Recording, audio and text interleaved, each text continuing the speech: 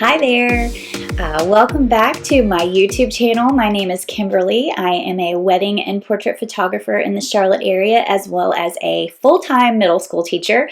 So it's been a minute since I've had a chance to get on here and record and create a YouTube video for you, but we just had a lovely fall intercession, the first time we've ever done that before, and I'm so grateful to my district for gifting us that week. It allowed me to kind of get refreshed from the crazy beginning of school and get ready for my wedding and fall family photo session hype that comes up this time of year. So I also have a moment to record a little video for you. So today I'm going to be talking about how you get into photography. This is one of the biggest questions I get from my students, the parents of my students who are trying to get in photography and not sure where to go or what direction to take. So I'm going to share with you 10 things that will help you get into photography, whether you are just doing it as a hobby or maybe interested one day in starting a business.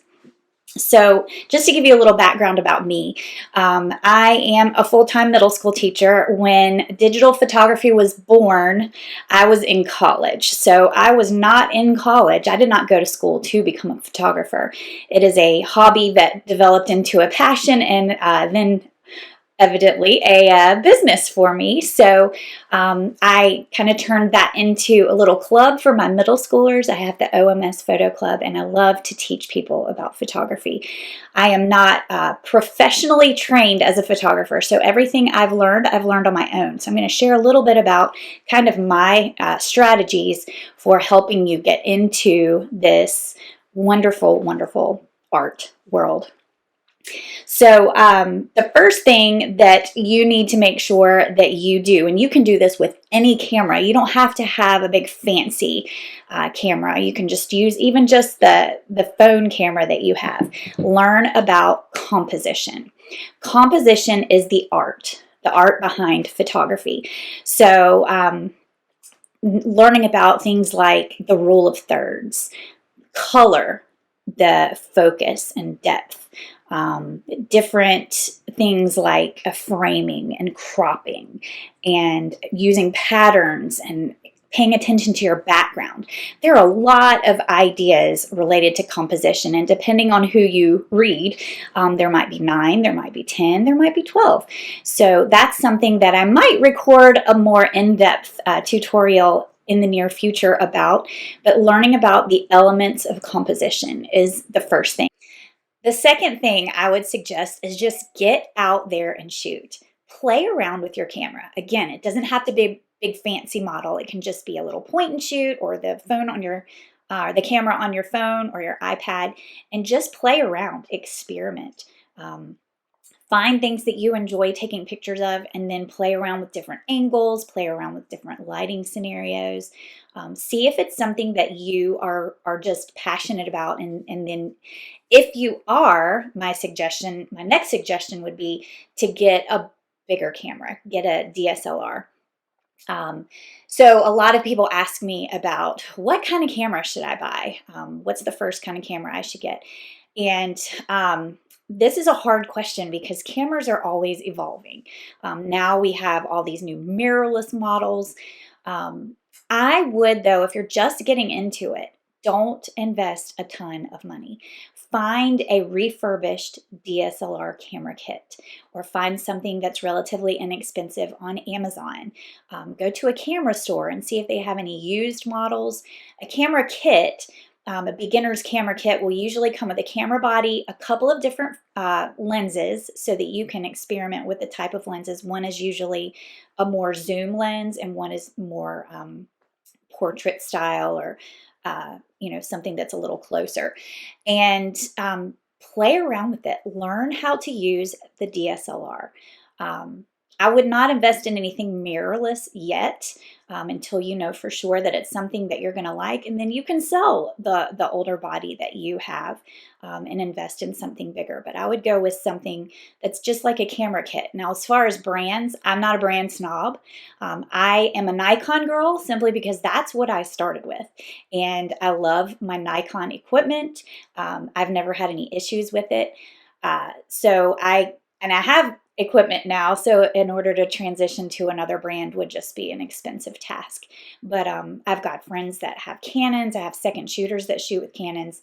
So I'm not going to tell you which kind of brand to get, but Canon has great ones. Nikon has great ones. There's some Sonys out there that are good. Just find a good used or inexpensive DSLR camera kit. And then the next thing is shoot in manual mode. Learn how to shoot in manual mode. That is understanding the exposure triangle, shutter speed, aperture, and ISO. And I'm not going to get into all the nitty-gritty details of that. I do have another video that I have published already on YouTube that will get you all those nitty-gritty details. So I'll link that below so that you can click on that once you're ready to learn about the exposure triangle. But once you learn how to shoot in manual mode, then you can really begin to evolve your photography skills.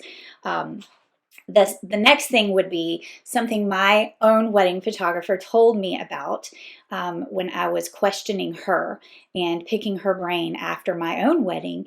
She told me to learn how to see the light. And it took me a while to figure that out. You look around and you see light everywhere, but learning how to see the types of light that are out there, the direction of light, how it's hitting your subjects, learning how to manipulate light or change your angles to manipulate that. One of the ways that I do that with my portrait photography, in order to find the best light for portraits, I just use my hand and I walk around and I find the spot where the light is hitting my hand in the most even way, so that I can expose for correct skin tones. That is my priority when photographing people. So that is something that you can work on, is learning how to see the light, learning the temperature of the light. Light does have a temperature, and it's not Celsius or Fahrenheit. It is measured in Kelvin. And the warmer the light, like sunlight, or the light that's as the sun is setting, it's really warm light, has a different temperature than early morning light, which is more like blue light. That's why we call those times of day golden hour or blue hour. So learning how to see the temperature of the light, and you can even learn how to control the temperature with your white balance on your camera. And that is something else that I would suggest. The next step to learning that, once you have learned how to see the light, then you can take your white balance off of auto and start using some of the programmed white balances in your camera. For shade area, for bright sun, for nighttime.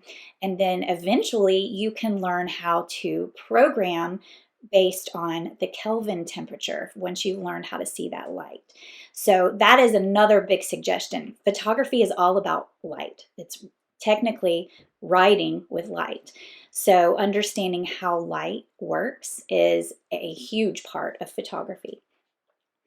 The next thing I would really encourage is learn how to get your images correct in the camera.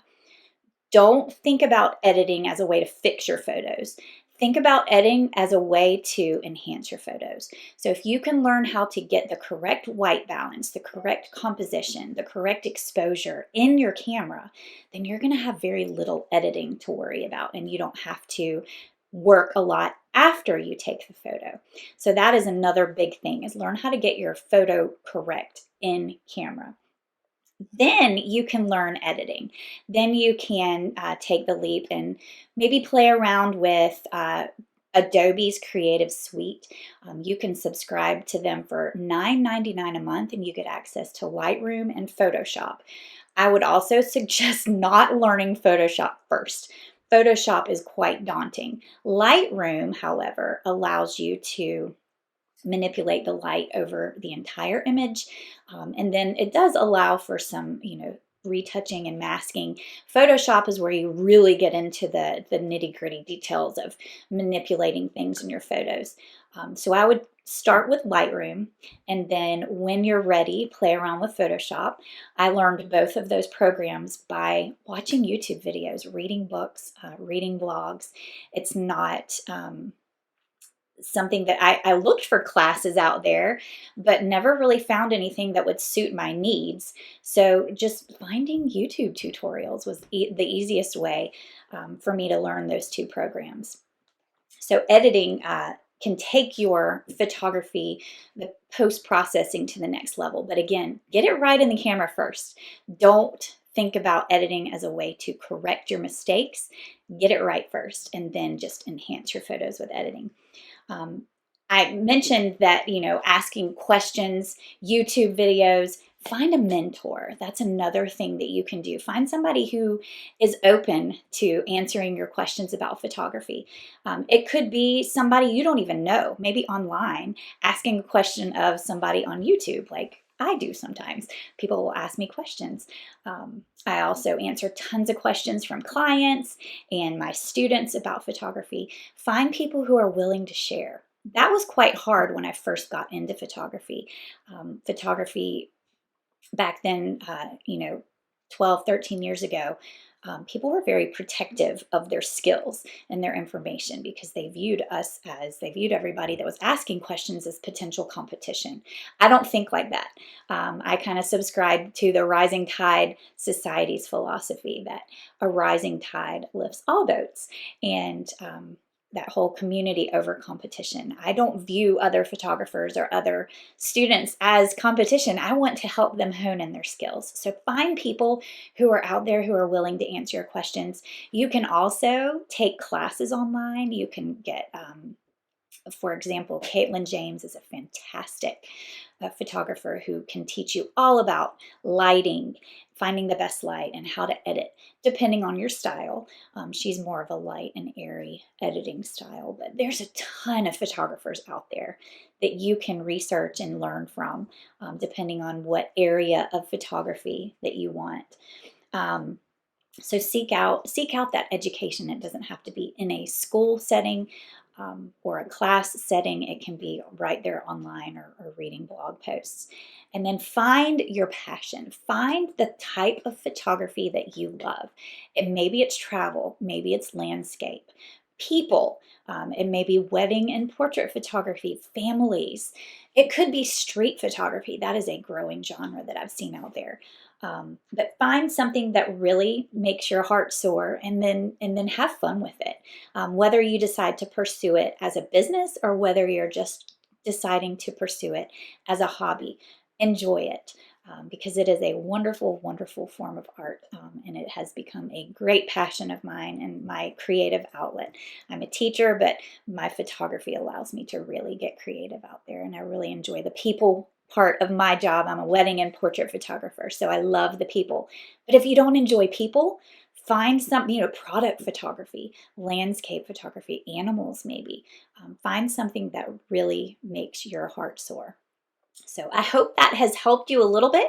And like I said, I'll drop a couple of links below with some blog posts that I've written in the past that may be helpful, or some video links that I've done in the past that may be helpful for you.